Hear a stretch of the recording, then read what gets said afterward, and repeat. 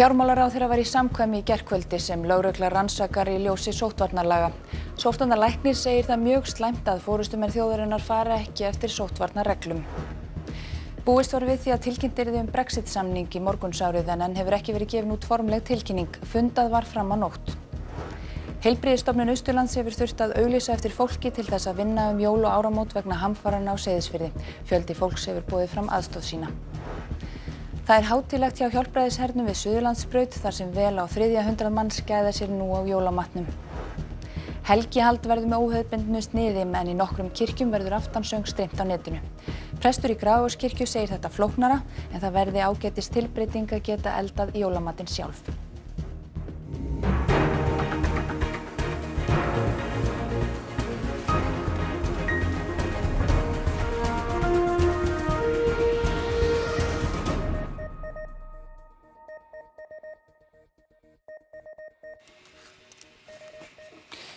Komið sæl.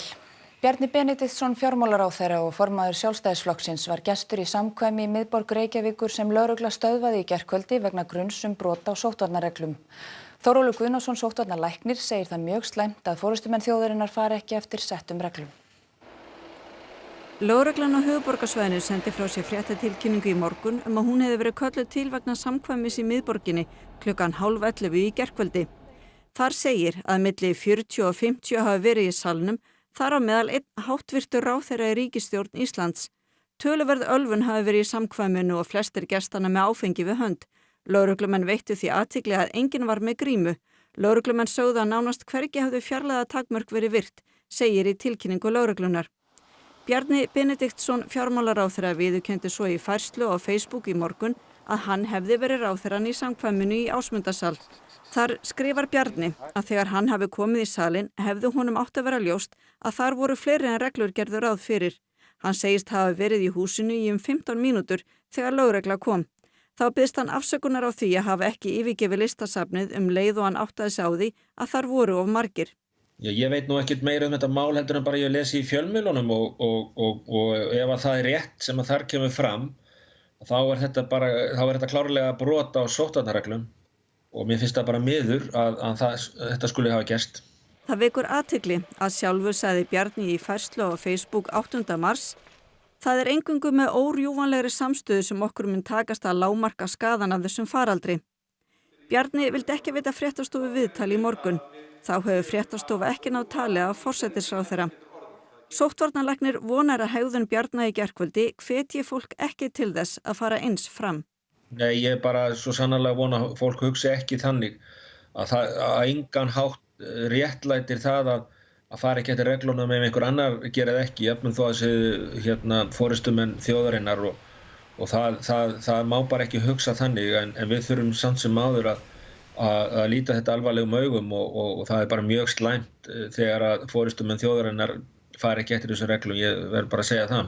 Þórólfur segist ekki sjálfur ætla að hafa afskipt af málinu, það sé á borði lögreglu. Mér finnst þetta bara mjög slæmt í raun og veru og og er bara verulega leiður yfir þessu. Mér finnst það bara mjög leitt að heyra þetta. Það er bara algjörlega óboðlegt. Ég minni á að þegar að sami ráðherra lagði fram viðspyrnustyrki fyrir fyrirtæki í lok október og talaði hann það að við ættum allt undir að samfélagi kæmist af stað og þar væri í rauninni viðbrögðu efnahagslega hlutanum og sóttvarnahlutanum algjörlega órofin og við yrðum bara að taka okkur á og hlýða ströngustu fyrirmælum. Hvað finnst þér Bjarni að gera? Bjarni hlýtur að vera íhuga stöðu sína og afsögn. Brexit viðræður virðast vera á lokametrónum og fundað var fram á nótt. Ekki hefur enn verið greint opinberlega frá niðurstöðu viðræðna. Fyrsta ráðherra Skota segir útkomuna hörmulega fyrir skoska bændur. Búist var við að tilkynnt yrði útgöngusamning í morgunsárið. Fréttamenn komu sér fyrir við Downingstræti 10 því talið var nær víst að Boris Johnson forsætisráðherra Breta myndi flytja ávarp samninginn. Ekkert hefur enn bólað á honum en kötturinn Larry kíkti þó út á fréttamenn. Í Brussel fór samningamaður Breta, David Frost, snemma í morgun frá skrifstofu fastanefndar Breta þar í borg til fundar við framkvæmdastjórn Evrópusambandsins. Samkvæmt heimildum ýmissa fjölmiðla í Evrópu hafa viðræðurnar gengið ágætlega síðustu daga. Verið sé að leggja lokahönd á samning en að erfiðast reynist að ná saman fiskveiðiréttindi Evrópuríkja í breskri lögsögu. Breska ríkisútvarpið greinir frá því að viðræður standi enn yfir. Johnson greindi ríkisstjórn sinni frá stöðunni í gærkvöld. Nicola Sturgeon, fyrsti ráðherra Skotlands, sagði í færslu á Twitter í morgun að útkoman væri hörmuleg fyrir skoska bændur, líkt og annað tengt Brexit sem hafi verið þröngvað upp á Skota gegn þeirra vilja. Með færslunni deildi hún frétt að ekki hafi verið samið viðskipti með útsæðiskartöflur. Útflutningur á þeim verður bannaður frá Bretlandi til aðildarríkja ESB áramót. 20% uppskerunar í Skotlandi síðustu ár hafa verið flutt þangað. Tilraunir til að tryggja stórum hluta landsmanna bóluefni frá lyfjafyrirtækinu Pfizer á allra næstu vikum eru afar skammt á veg komnar, að sögn Kára Stefánssonar, forstjóra Íslenskrar erfðagreiningar. Hann ræddi við stjórnendur Pfizer ásamt Katrínu Jakobsdóttur forsætisráðherra í fyrradag og segir þá spennta fyrir þeirri tilraun að bólusetja nær alla þjóðina á 1 til 2 vikum. Það eigi þó eftir að reynast erfitt að útvega bóluefnið. Þórólfur Guðnason, sóttvarnalæknir, sendi frá sér yfirlýsingu í hádeginu í dag til að ítreka að hann hefði átt frumkvæði að því að ræða við Pfizer. Flytja þurfti fjölmarga íbúa á hjúkrunarheimilinu Fossahlíð á Seyðisfirði, þaðan og á aðrar stofnanir á Austurlandi eftir hamfarirnar í bænum. Fjölga hefur þurft starfsfólki hjá Heilbrigðisstofnun Austurlands vegna þessa. Á annað 100 íbúa á Seyðisfirði fá ekki að snúa til síns heima fyrr en í fyrsta lagi 27. desember vegna yfirvofandi skriðuhætta á ákveðnum svæðum í bænum. Hreinsunarstarf hófst í bænum í gær eftir skriðurnar sem féllu í síðustu viku, en hlé hefur nú verið gert á því starfi fram yfir jól og allt nú með kyrrum kjörum í bænum. Atburðirnir hafa haft mikil áhrif á starfsemi Heilbrigðisstofnunar Austurlands, en flytja þurfti 17 íbúa á hjúkrunarheimilinu Fossahlíð eftir að ákveðið var að rýma það. Það eru 3 núna sem að dvelja hjá ættingum. Það eru 5 inniliggjandi í Neskaupstað og 8 íbúar eru á Dyngju á Egilsstöðum. Á sjúkrahúsinu í Neskaupstað hefur þurft að auka mönnun vegna þessarar stöðu. Hér á Egilsstöðum höfum við verið með starfsfólk Seyðisfjarðar ennþá og svo mannað með aukavöktum af starfsfólki Dyngju. En nú það ljóst að við þurfum að reyna að losa starfsfólk Fossahlíðar undan því að álagið á þau ofsalega mikið og áfallið sem þau hafa orðið fyrir gífurlegt. Þannig að núna erum við að vinna í því að reyna sem mest að leysa þau undan vinnuskyldu milli jóla og nýjárs og erum að biðla til fólks að aðstoða okkur í því og það hefur gengið mjög vel, alveg vonum framar og svona verið að stoppa í síðustu götin. Þannig að þið hafið hreinlega bara auglýst eftir fólki? Já, við gerðum það í gær á samfélagsmiðlum og á starfsmannafundi HSA. Nína segir að stór hluti þeirra sem hafa boðið sig fram séu fyrrum starfsmenn HSA, auk þess sem starfsfólk af öðrum deildum stofnunarinnar hafi komið til hjálpar.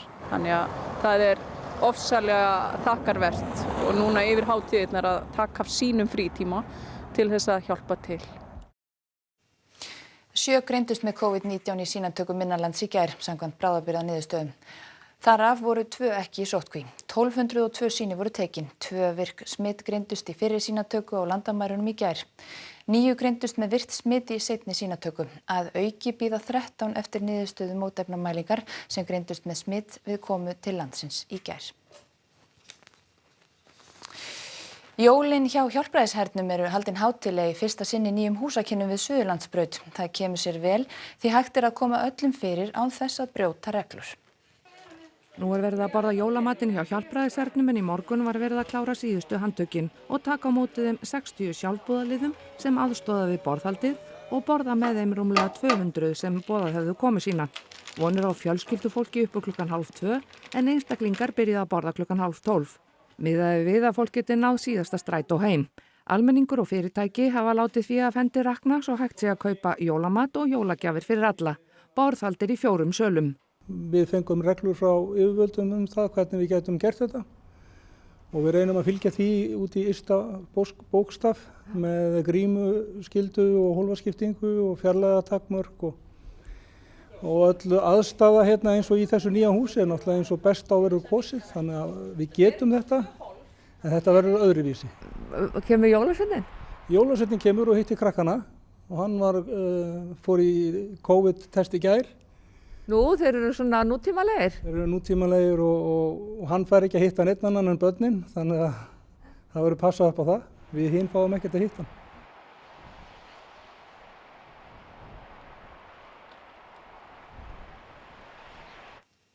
Donald Trump, forseti Bandaríkjanna, náðaði 26 manns í gær, þar á meðal Roger Stone, fyrrverandi ráðgjafa sinn. Sá hlaut rúmlega 3 ára dóm meðal annars fyrir að bera ljúgvitni við rannsókn á meintum afskiptum Rússa af kosningunum. Paul Manafort, fyrrverandi kosningastjóri Trumps, var einnig náðaður í gær. Hann situr í stofufangelsi meðal annars fyrir að hindra framgang réttvísinnar. Þá var tengdafaðir Ivanku Trump, dóttur forsetans sem ákæru var fyrir fjölda skattalagabrota, einnig náðaður í gær.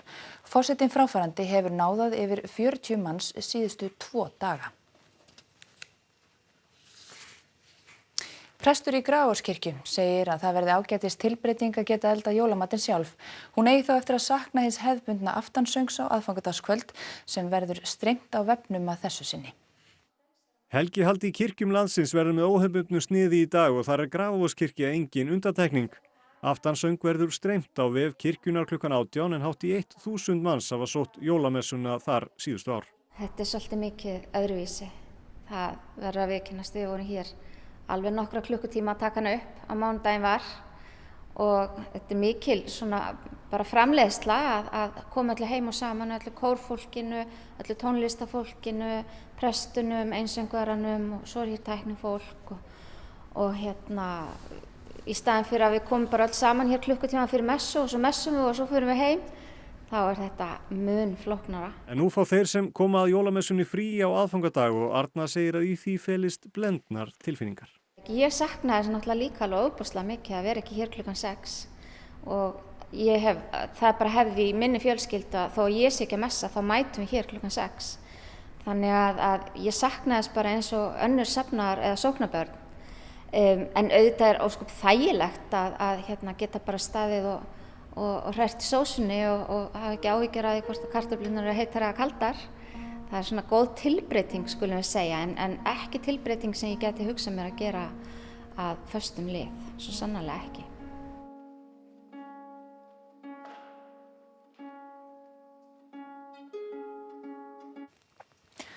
Hún er jafnan vel útlátin síðasta tuggan sem bændur gefa bústofninum fyrir jólin og hrossin í hesthúsahverfi Akureyringa eru þar ekki undanskilin.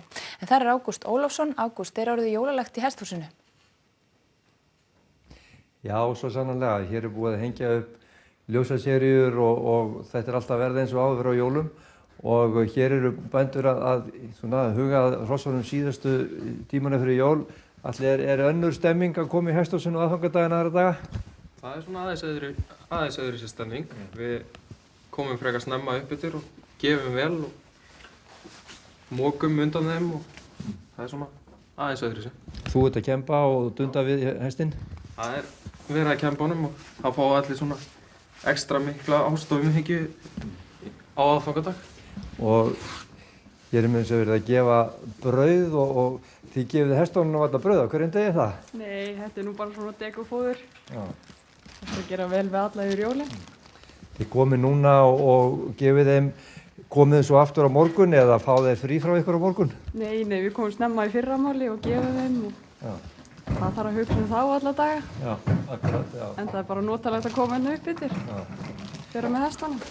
Og hérna eru akkurat að fá síðustu tugguna fyrir jól og mér sýnir þetta vera grænt og fallegt og það væsir ekki hestana hérna greinilega yfir jólahátíðin og við skulum bara segja þetta gott og bestu jólakveður hérna úr hesthúsahverfinu á Akureyri. Takk fyrir það, Ágúst Ólafsson. 12 hjólhýsi eða húsbílar verða á tjaldstæðinu Laugardal í Reykjavík þessi jól. Fólk sem þar dvelur nú vetralangt segir að samfélagið þar sé samheldið og gott. Undanfarin ár hafa þau verið á bilinu 8 til 12. Í sumar var einnig töluvert að fólk dveldi langdvölum á svæðinu sem alla jafna er ekki heimilt en vegna COVID og þar sem engir ferðamenn voru hér var það leyft. En núna er jólablæri yfir þessu litla þorpi búið að skreyta og gera jólalegt. Meðal þeirra sem þarna búa núna eru þau Vilberg og Guðríður Gyða sem búa í stórum amerískum húsbíl. Þau segjast af breyttum lífstíl fyrir 6 árum, selt íbúð sína og keypt bílinn. Ef ekki væri COVID væru þau á Spáni núna en þau skipta árunu þannig að þau eru hér á landi á sumrin en annars á Spáni. Þau halda því jólin þarna, verða vísi hjá börnum sínum jól og áramót en gista á sínu færanlega heimili. Hvernig aðstæðan hér? Hún bara rosalega góð. Hún bara fín, sko. Við höfum aðgang að rafmagni og snyrtingum og sturtum og þvottavélum og þetta bara fínt. Rosalega fínt. Og þið eru ekki hér út af neitt neyð?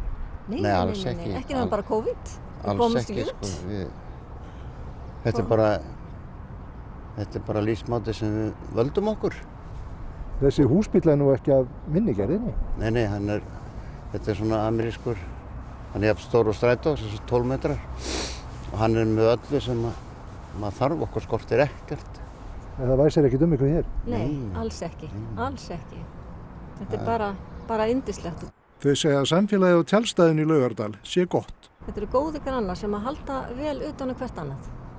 Við köllum þetta Brávallagötu af því að það ein kona í þess, hún heitir ekki Bibba heldur Bebba. En já, þetta er bara svona samhugur, allir eru að passa upp og hjálpa að stað. En þetta er bara fínasta samfélag, það er ekkert að því. Og öfugt við undanfarin ár fóru þau ekki með farfuglunum út í haust en þau stefna því að verða samferða þeim næsta haust. Já, við hefum svona fylgt þeim svona út og heim, en ekki þetta sé náttúrulega, en við sjáum til með næsta október hvort að allt verður fallið í ljúfa löð. Og þá skulum við gá til veðurs, Birta Líf, jólaveðrið í ár, það verður ekki mjög skemmtilegt, svolítið í stíl við árið eða hvað, hvernig byrjar þetta allavega? Já, það er alveg rétt, það verður ekki mjög skemmtilegt. Það er sunnan hvassviðri eða stormur á landinu með talsverðri rigningu sunnan og vestanlands. Og það eru þó nokkrar gular viðvaranir í gildi vegna úrkomu vestanvert landi og svo er það vegna vinds fyrir norðan, alveg 18 til 25 metra á sekúndu, hviðir upp í 40 metra, þannig að gera að festa lauslega hluti og sömuleiðis með úrkomuna að það er skriðuhætta og jafnvel eitthvað grjóthrun. En hvað með morgundaginn? Já, þessar viðvaranir þær gilda alveg fram á nótt en á morgun taka við nýjar viðvaranir suðvestanvert landi, það er suðvestan-vestan hvassviðri eða stormur á suðvesturhluta landsins. Það er sem sagt frá 12 til 18 á morgun, þá er þó nokkur vindur, þar með höfuðborgarsvæðinu, Faxaflóa og Suðurlandi, þar sem þessar viðvaranir gilda og með þessu fylgja él, þannig að það verður miður skemmtilegt veður á morgun. Takk fyrir þetta, Birta Líf. Og öðrum kveðjum ykkur skulum renna yfir það sem var helst í þessum fréttatíma. Fjármálaráðherra var í samkvæmi í gærkvöldi sem lögregla rannsakar í ljósi sóttvarnalaga. Sóttvarnalæknir segir það mjög slæmt að forystumenn þjóðarinnar fara ekki eftir sóttvarnareglum. Búist var við því að tilkynnt yrði Brexit-samning í morgunsárið en enn hefur ekki verið gefin út formleg tilkynning. Fundað var fram á nótt. Heilbrigðisstofnun Austurlands hefur þurft að auglýsa eftir fólki til þess að vinna jól og áramót vegna hamfaranna á Seyðisfirði. Fjöldi fólks hefur boðið fram aðstoð sína. Það er hátíðlegt hjá Hjálpræðishernum við Suðurlandsbraut þar sem vel á 300 manns gæða sér nú á jólamatnum. Og helgihald verður með óhefðbundnu sniði en í nokkrum kirkjum verður aftansöng streymt á netinu. Prestur í Gráarskirkju segir þetta flóknara en það verði ágætis tilbreyting að geta eldað jólamatinn sjálf. Og þá er þessum fréttatíma lokið. Við minnum á veðurfréttir hér strax og eftir. Næstu fréttir verða svo lesnar í útvarpinu klukkan 4 í dag og alltaf má finna ný tíðindi á RÚV.is. Næstu fréttir verða svo í sjónvarpinu hérna annað kvöld klukkan 7. En við þökkum ykkur samfylgdina, hafið það gott og gleðileg jól.